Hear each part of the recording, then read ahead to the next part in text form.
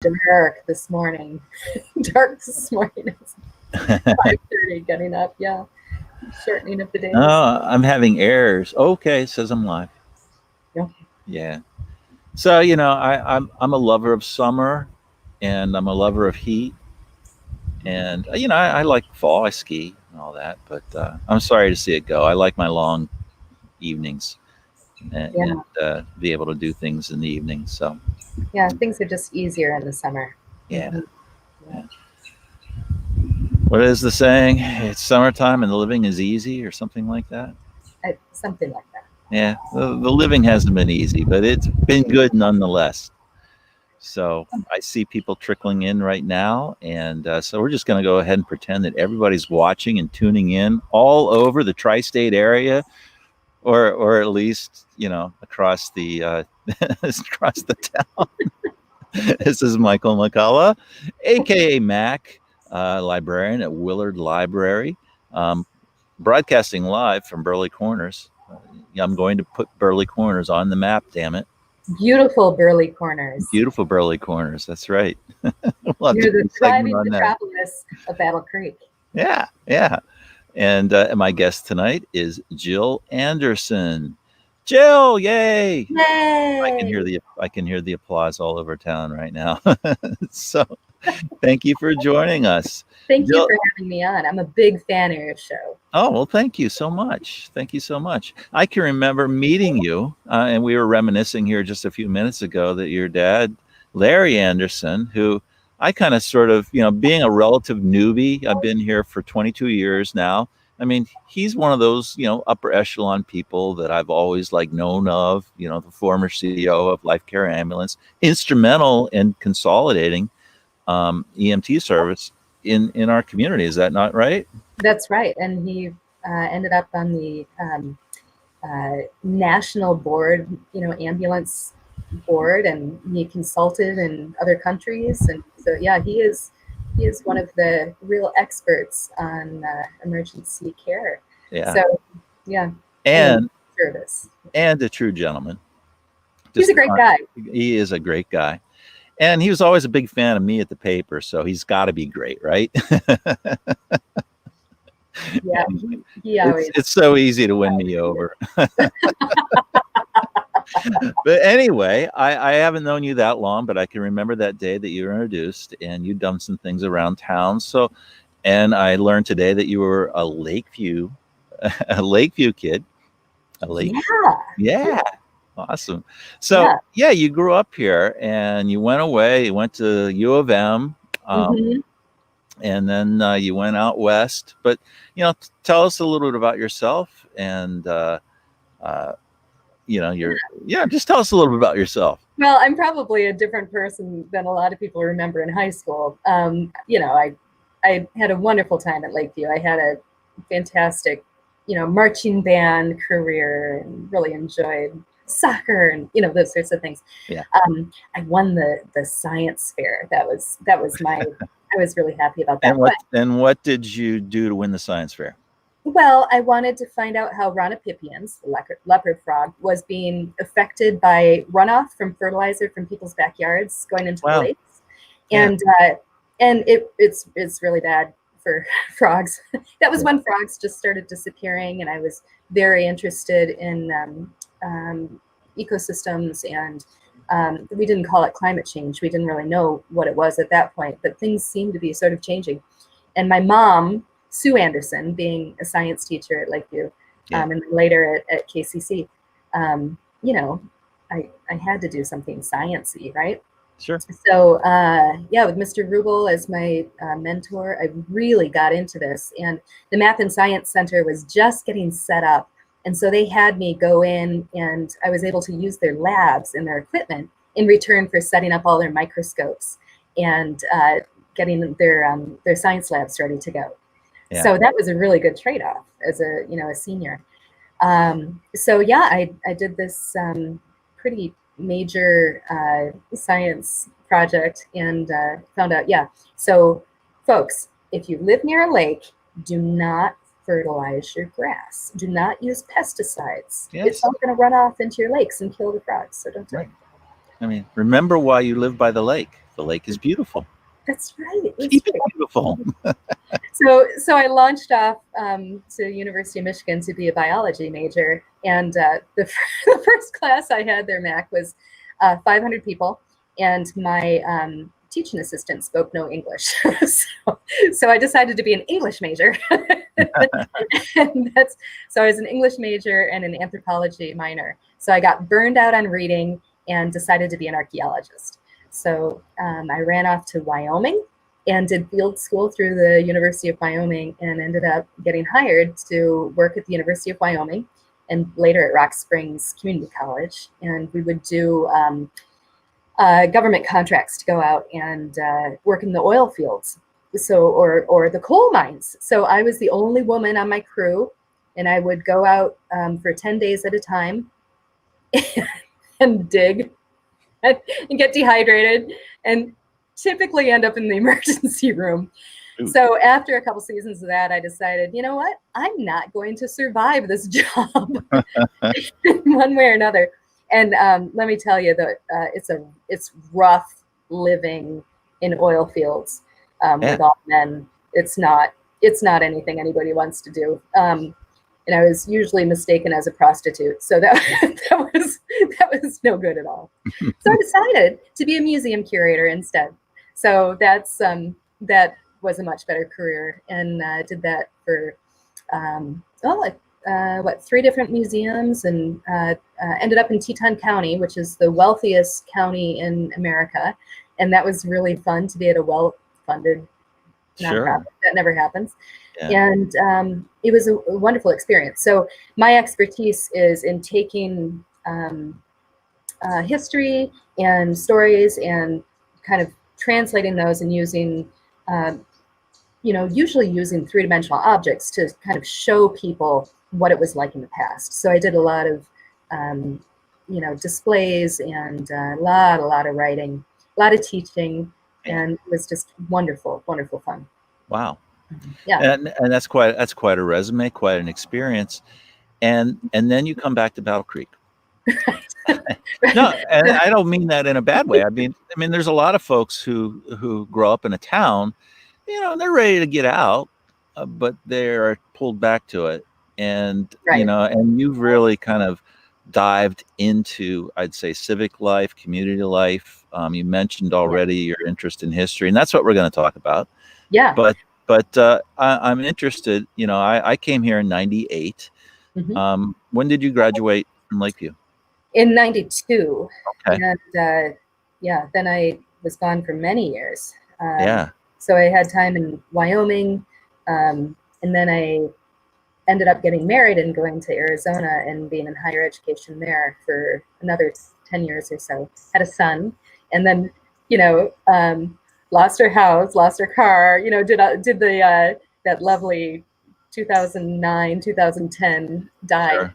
Yeah. And that was actually a really interesting time for me because we did lose everything, and eventually we lost our marriage too. Although my ex-husband and I are very good friends now, but we because I got to experience poverty.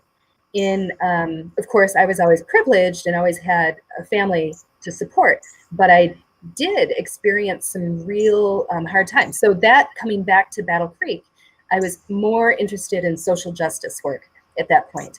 So I came back here, started working at the W.K. Kellogg Foundation after living out of my car for a summer. So that was like, my son and I basically being homeless, and then going to this amazing foundation.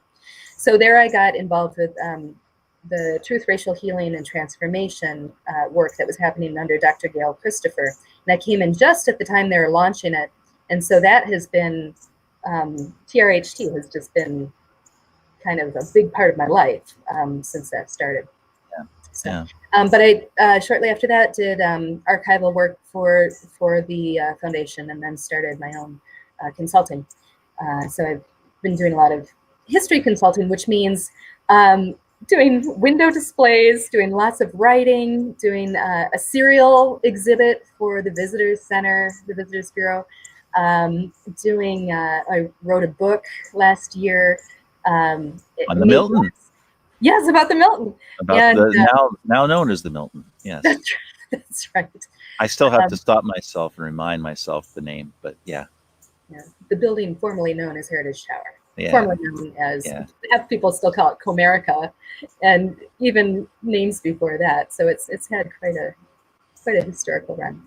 So, So you're kind of already given the answer, but when I asked you to come on, I wasn't really sure what you'd want to talk about. And you said you were a literature major, and a lot of times this program is built around, literary works and how that inspires us. But you really wanted to talk about how we care for our history, and that's shorthand for everything you said to me. But why did you choose that? And tell me a little bit why you think it's important enough to raise up. well, okay, so in full disclosure, University of Michigan was not it might not have been the best money my parents ever spent. So that was and I got to the point where I was taking Shakespeare for a summer course, and I was reading, I don't know, I had 1,500 pages due each week or something, and it became not fun. I suddenly was turned off to reading altogether. Um, so it took me a while to get back into books. But archives are a type of reading that I love doing. And it's something that a lot of people don't even know about. So in Battle Creek, we have archives that are run through the Historical Society, and uh, they are they're kind of hidden. Yeah, So, you got to go through the security guard. You got to go down the basement. Everything's under lock and key. yeah, And it's over in, what is it? The psychiatric hospital, yeah. right? Fieldstone. The fields, right? So it's a little tricky to find them, and because there's so few volunteers, it's not like it has a real pizzazz to the website. It's a little tricky to find, but once you get down into the archives, it is amazing. So usually I go down there and I find, well, there's always Jody Owens, who is like the most amazing. Yeah, I just love her. And she's down there sort of supervising what's going on. And there are other volunteers down there taking out files, putting away files, yeah, cutting out newspaper clippings. And so there's usually like a little hive of activity down in this room. And it's a small room. There are a couple of rooms. And that's where the history is. And yeah. so they have boxes. And you've been there, Mac, right? Oh, many times. Yeah, Yeah, of course. And they have very organized boxes, although it's not the kind of thing that you can do like a search for. It's not, it's real manual. It's real hands-on. So you pull yeah, out a box, and you pull out a folder. For instance, this one is police strike, because Battle Creek has, you probably don't even, nobody knows about this. This is very few people know. from 1970, which I'm going to be really diving into, since we're talking so much about policing. Yeah, So then there's just all of these articles that have been pulled out, printed off. Sometimes it's the original clippings, which I think came from the Inquirer in the little, those little envelopes. yeah, Yeah, little envelopes. And then you can kind of just go through, and sometimes these are pretty nicely curated little articles. Sometimes people have gone through and circled things and grouped them together, but that's not always that way. So it's this wonderful discovery. Now you can do a lot of the searching online, which is great, but the way things are grouped together is different than what you can find online, because people have been through this, and other people have written articles, and other people have done books and things like that. But this becomes a really interesting resource. Some of these things have never been touched. There are amazing files down in the archives, but who no one funds the archives? finds them. Yeah, you mentioned those little envelopes. You and I talked about this before, about how there was a time where we really took care with cataloging our artifacts. And when I started the newspaper, in 1998, we paid somebody to go through the paper every day and clip, you know. And so if your name was Jim Hettinger, you had a whole bunch of little envelopes with every article, every time you were ever mentioned. And so as a reporter, as a researcher, you could go and find those things. That's right. And they were and our archive was available to the public, you know, and that's gone. And in fact, most of that stuff was destroyed. Um, the rationale being that it's all digitized, which is wonderful. I mean, in Battle Creek, we have an amazing library, which, you know, amazing because they hired me. No, um, no, seriously speaking, though, for a city of our size, Great. we It is have a tremendous, amazing. and we have this electronic newspaper archive that is the envy of librarians all over the state and anybody else who knows about it, because every single newspaper, well, there's probably a couple exceptions, but every newspaper printed in Battle Creek all the way back to the 1840s is digitized and searchable on the Willard Library's website, which is amazing. But the beauty of having those little envelopes is that it's curated. I mean, if you ever have searched an archive, your eyes go across. It's kind of like going through microfilm. I used to get seasick going through that stuff. Yeah, me too. Me too. It's difficult.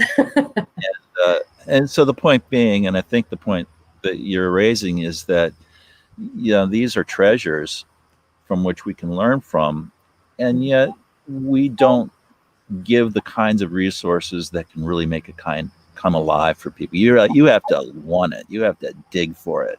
You have to spend hours and hours to do it. Yeah, and unfortunately, a lot of what we expect today is kind of surface, kind of trite. I don't think we really expect people to get deep.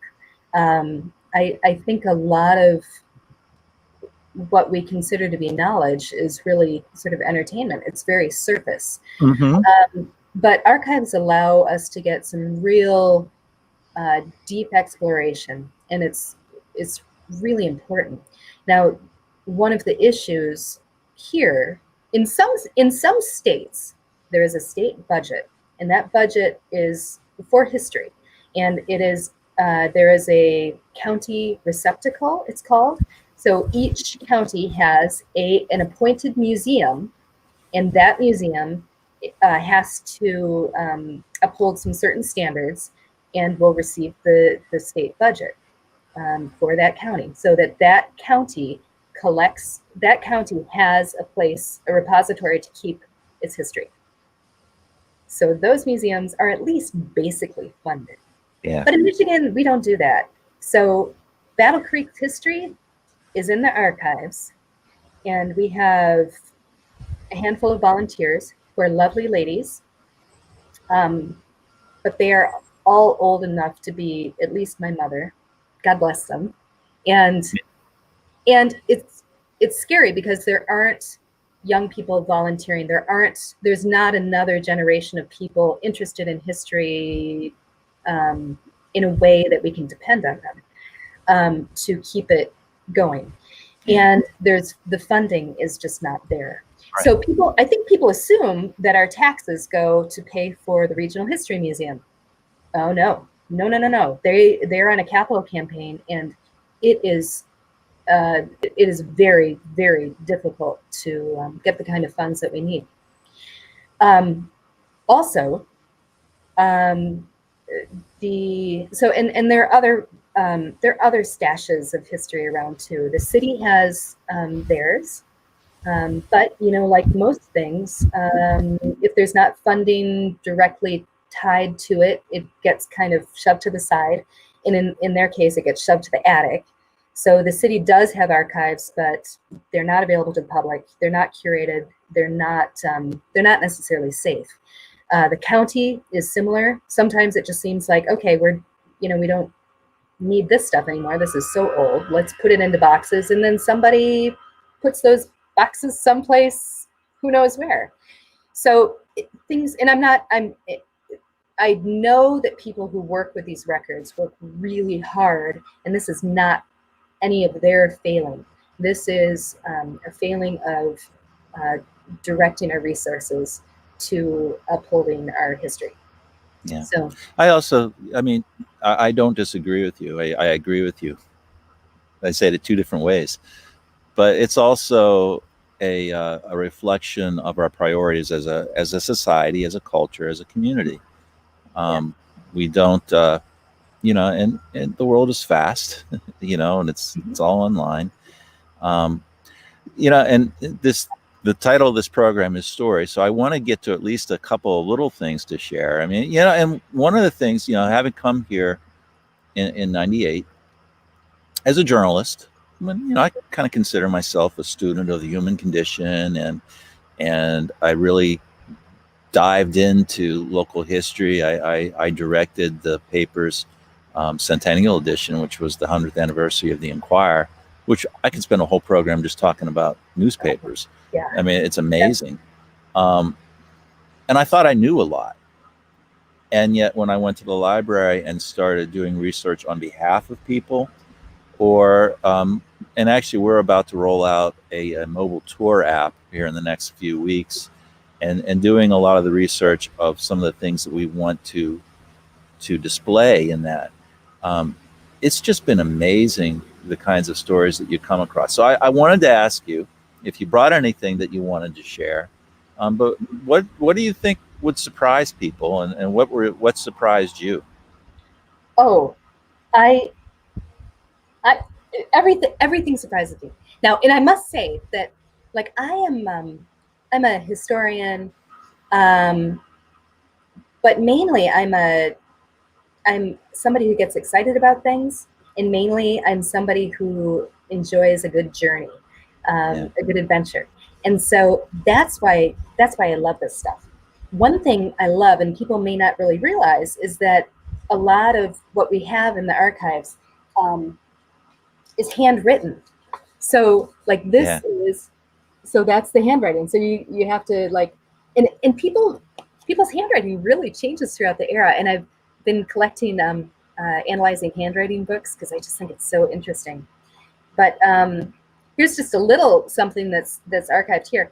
In the spring of 1947, a flood was experienced that covered almost all the Kalamazoo River colored district. Yeah. It was the first time such a flooding has ever occurred, although the city history has. When I do the other page. Okay, sorry. There are a few photographs. That's the other fun thing. Now these are copies, but that's so much of history too. The city has about 70 years ago, the water reached the same height as in 1947. But at that time, the city was high and dry on the north side of the river. So things had really changed as far as where the population had recentered. But the city wants to take no chances, especially the people of the colored section. As most of the trouble came from the Battle Creek River, the city has employed 4 men at various points along the river upstream, quite a few miles, to report hourly the height of the river. Meanwhile, according to the newspaper of December 21, 1949, the city, with the aid of the federal government, is pushing plans for rerouting the river around Battle Creek to absolutely prevent the flooding of the city ever again. And that's where that strange concrete river came from. Yeah. That is, that we have downtown. Yeah. Well, and it displaced a community too. That's right. And this leads into the different types of housing that was, they had to hustle to find housing for everybody. People were paid, but they were homeowners. And then usually they moved into rental homes after that. And they shared some of the larger homes that used to be owned by people who worked at the SAN, who had left after the SAN sort of started faltering. And that's kind of where Washington Heights came from. Now, meanwhile, they were taking barracks out at Fort Custer and moving those in. So we have a lot of barracks around town that was used as, sort of temporary housing, but some of those are still there. So it's really interesting how they hustled to make things work during that emergency. Yeah. Kind of makes me wonder if maybe we should be thinking about moving some barracks in for pandemic housing for people who are getting evicted. But that's a whole different topic. Another show. Different show. But it's interesting to look back in that era in the 60s and 50s. There was a big fight over subsidized housing. There was a lot of opposition to having any kind of subsidized housing in Battle Creek. And I mean, and the Realtors Association was leading the charge against that at the time. It's really, I think, interesting to look at the texture of a community over time. And you mentioned the bottoms, that's what you're talking about, in the, along the river. And the cost of losing a cohesive community, I think, shows up in ways that people aren't always aware of. And I don't know if this is a fair extrapolation of that or not, but one of the things that I've learned, I mean, I knew about Junior Walker, for example. I knew that he had lived in Battle Creek, because people told me that. And I had no idea the stature of this musician. I had no idea. And I had no idea of the strength of the music scene in Battle Creek and the kinds of talent that was attracted to this city. And the fact that Junior Walker chose Battle Creek to live and spoke so highly. And now I'm going to draw a blank on the owner of the club who helped him when he was coming up. Maybe you remember it. Yeah, don't put me on the spot. Oh, come on. But, I feel that, cohesive communities are more than just economic entities. They really do help nurture a sense of creativity and people expressing and reaching a higher level. And I was talking to our friend Kimberly Hawley, whose dad is Bobby Hawley, whose uncle toured with Junior Walker, and they were next door neighbors. And and Kimberly said, I just knew this was a guy that liked to work on cars in his backyard. And the funny thing is, you go look at the newspaper record, and you wouldn't know, with very few exceptions, that Battle Creek had somebody of this kind of stature. I mean, he's one of the most successful and influential members of the Motown stable of artists, and he lived in Battle Creek. Yeah, but I got to push back on you. Recently I put up a Facebook post about what famous people do you know that came from Battle Creek? And how many names came up. Did you see that? It was, I mean, there were, the 20 or so that we all hear of, there's Kellogg and Post and the other Kellogg and there's Social of Truth and on and on. But then there were all these other ones that people that I really didn't know. So we're going to need to be lifting those up a lot too. Yeah. It's not just Junior Walker. There are a lot of others too. Oh, there's tons of them. Well, even learning about the Kimballs. I mean, if you ever have you should. If you haven't been to Kimball House Museum, you need to get there. Yeah. And the Kimballs, these three generations of families that this three generation of a family who lived with tuberculosis, like so many other people of that era did, and what a killer it was. I mean, the editorial cartoons show, death. I mean, it's, and they contributed greatly to the science and the care of people within the community. And when Arthur H. Kimball died, John Harvey Kellogg commented to the effect that he doesn't know anybody who did as much for the poor as this individual did. He died at age 43. His father died around the same age. His son died around age 53. And so just pulling back how great the contributions were in the medical field, also on top of John Harvey Kellogg, who I think in the shadow of this long history, and we know, none of these people were perfect, or not many of them were perfect. Maybe the Kimballs were. But, I mean, we think of some of the crazier stuff that happened at the Sand. We know about Dr. Kellogg's role in eugenics, but at the same time, he was an incredibly gifted surgeon, an incredibly gifted doctor, and also helped to put Battle Creek on the map. I do want to read something. We're getting a little time, but Battle Creek, what I didn't know here, and here's what I didn't know.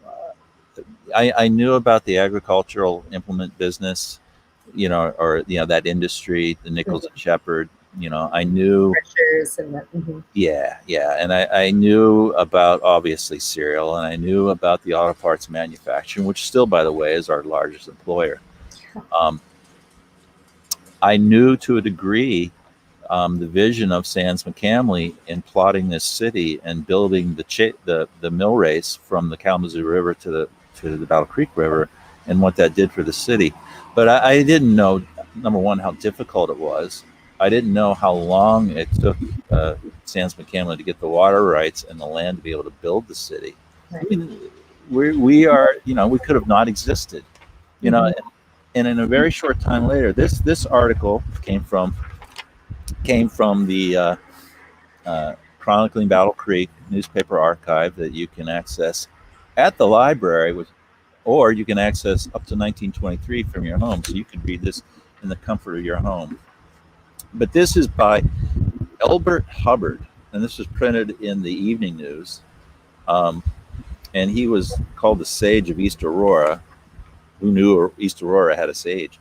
But I just love this. He talks a little bit about Charles W. Post and how this man, had so much energy, made tons of enemies, but when he died, then of course he was a saint. And there is a page in the Battle Creek Daily Journal after he died, and the Daily Journal was the anti-Post. Post owned the Battle Creek Enquirer, and that was kind of his organ. And the fights between these two, and Post and Mayor Bailey hated each other, right? Right. But when he died, they ran this front page poem with Post's picture on it. Have you seen this? The king is dead. And Matt, that was the largest gathering ever in Battle Creek. Yeah. Apparently, until Trump came last year. Now, I'm not positive about that. Yeah, I don't know, but could be. But anyway, I'm just going to read this to you because I think it sheds a different light on our origins, and also helps us look ahead to what we could be. Imagine a city of only 30,000 people with 175 manufacturing concerns. 80% of the families in Battle Creek own their own homes. And I did the research, and the national average at that time was about 40%. Wow. Battle Creek has a weekly payroll of $200,000, which is an average of $7 per week for every man, woman, and child in town. Pretty good. 1915. There is no city in the wide world that can approach this record. In bank deposits, Battle Creek shows 440 to the credit on average per capita for every man, woman, and child in the Bullywhick, whatever that is. Detroit shows 408 bank balance per capita, this largely on the count of two concerns that have an absurd amount of cash. I make the case that Battle Creek, not Detroit, invented the middle class. And so much of it had to do with C.W. Post, and he's a complicated man. He hated organized labor, hated it with a passion, but he was also this advocate for good working conditions, good pay. The whole Post edition. I still need to take up Devin Gibson on a tour of the Post edition with him. I mean, at the time, you could buy a house. He sold houses for $4. What was it? I forget the amount. A very small amount down, no interest, and an equal pay per month until you paid it off. And then he also helped fund beautification. It was. They weren't here to squeeze the workers. They knew that if they nurtured the workers into a community, that the community would help support the factory. Yeah. So it wasn't this. Things are a little different now. Things are a little bit different now. And I'm not making the argument that C.W. Post was a saint. I'm not. I mean, no, he was absolutely not. But there are some innovations, that he made. Kellogg also had some amazing innovations too. I mean, both Kellogg's, but WK in the cereal industry too, with the 6-hour workday, as a response to helping the community during the Depression. Yeah. And, but And what's you know, interesting, interesting is we're talking about two people that everybody thinks they know, and yet when you really dig into the record, it's really extraordinary. The kinds of innovations and the kind of care for the community. And that's another thing that I love about, and I encourage anybody to just come to the library and peruse through the newspaper archive by itself, because what really comes across is how much of an enterprise that everybody felt that they had skin in the game. The city was an enterprise. So all the manufacturing. I need to catch up on comments. That's right, Sam. El Grotto was a spot where Junior Walker performed. And by the way, Sam has agreed to come on the show at some point in the near future. So, oh, great. yeah, that'll be good. Yeah, and I think Bobby is working on getting a sign, maybe a plaque. He was talking about getting a plaque for El Grotto, talking about what happened there, which is important. Anyway, I know I had a point in there somewhere, but I get really excited about, I know what it was. That when you read through the newspapers, there's a lot of manufacturing concerns that they would routinely take out ads in the newspaper thanking their workers, or promoting how much invested in the community that they are. Well, yeah, or what about when I was doing research for the book on the Milton, and also for the Battle Creek, what's now the Battle Creek Tower, when those towers were first built, every business in town put in a congratulations ad, and there was this huge newspaper, a special edition on Friday and another one on Sunday that was just completely dedicated to the building of these towers. You know, it was really something. It was a real different sort of place.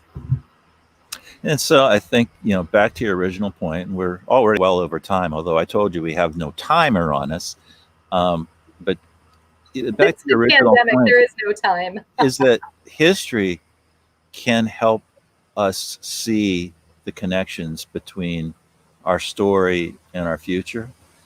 And it can help inform this idea that, to me, what is really stunning about the difference between life, 60 years ago and today, was how strong a sense of community there was among everybody. And that, I'm not saying it was Shangri-La. I mean, we had, you mentioned, I can't now remember now if you talked about before we came on the air or after, but the police strike and the racial tension that we had in our community. And, I mentioned already that, Junior Walker did not get a lot of love in the local media, as much as he deserved for his talent. And I mentioned before that it's really interesting to look at the record when Dr. Martin Luther King came to town. Didn't excite the newspaper all that much. So I'm not saying that it was like this utopia, that it was like this bastion of progressive thought, but it was a place where people felt like they could overcome anything together, and they saw themselves as vested in the city's future. And I don't see a lot of employers, frankly, around town that show that degree of commitment, that really, champion the city in a very personal way. Look at mom and pop businesses that are, Battle Creek Bakery or something like that. We just don't have that anymore. There's just, it's a very different pressure at the national level. We don't have that same, it's just all different. Yeah. So one more little tidbit, Victor Sanchez. I did know this. The Road to Wellville was written by Post, not by John Henry Kellogg. Not only is that true, it was a little pamphlet that went out with all of his products. And that was the genius of C.W. Post, is that the buyers of his products and the consumers of his advertising knew not only about the product, but they knew about the man behind the product, and they knew what his crusades were. This was a guy who just had a crusade about everything. I mean, he did the precursor to what we know of today as workman's comp. He did the precursor today of what we know of as money orders, because he saw such a huge issue in sending money through the U.S. mail, right? His advertising was, a lot of what Kellogg rightfully gets a lot of credit for in the way he ran his company, really had its roots in the way CW Post really personified advertising in a way that nobody had ever done before. So all this innovation came from this little town in Michigan, 1915, a town of 30,000, that was really a statewide and a nationwide, and in some ways a worldwide leader. Yeah. And it's not so, the sand, which we all know about, it was not unique. It was part of our DNA to do these really big things. Yeah. And so I get excited about it. And I think that there's a lot that we can learn from it. And I think that if we could find ways to make it come alive, we could benefit from that economically. Absolutely. Not just in a real explicit way, but also just the spirit of entrepreneurism and creativity that could foster in our community. Yeah. And also just the importance of us all having access to our story. And of course, there are many stories, and even the same story can be told a lot of different ways. So it's important to look at our history from different places and through different lenses.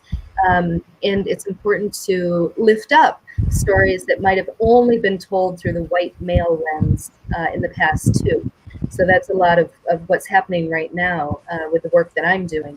And another thing is, when you run into an issue in your own life or in a nonprofit, you go back to the mission, or you go back to your roots, right? And often that's where you really solve your problem. And with Battle Creek too, it seems like there's this consensus that we need to solve a problem. But boy, you go back to, we were talking about the Seventh-day Adventists and their vegetarian eating habits. Well, why don't we have a whole bunch of vegetarian restaurants? I'm a vegetarian. I'd love that. There's some things where we really could go back to our fundamental basics. Like, we were known in the world for being a center for health and innovation. And of course, we're still known in some ways for that, but I don't know that everybody who lives in Battle Creek feels that way. I mean, we still have, some a large population of the workforce works for that sort of thing, but I don't know that we really feel it. And we are a lot more than just the cereal city, Our roots go back deeper than cereal. Yeah, and Victor is a prolific commentator tonight. Thank you, Victor. Health food was invented in Battle Creek, and that is true. And I keep talking about CW Post. In addition to Kellogg, I mean, CW Post was obsessed with healthy eating and the power of will. One little tidbit that I didn't know, many things I didn't know, but this I should have known because it would happen even within my time here. Ellen White, who was the moral leader of the Seventh-day Adventist Church, not the only founder, but she was the visionary. The Smithsonian, not that long ago, ranked her within the top 100 most influential women in U.S. history.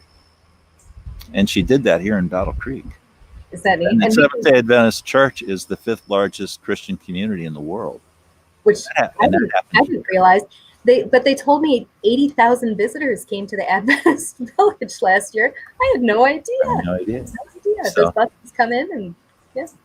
So much we could cover, and we're well over our time. I know. And so instead of a half-hour program, people got free programming, an extra 13 minutes, 14 minutes.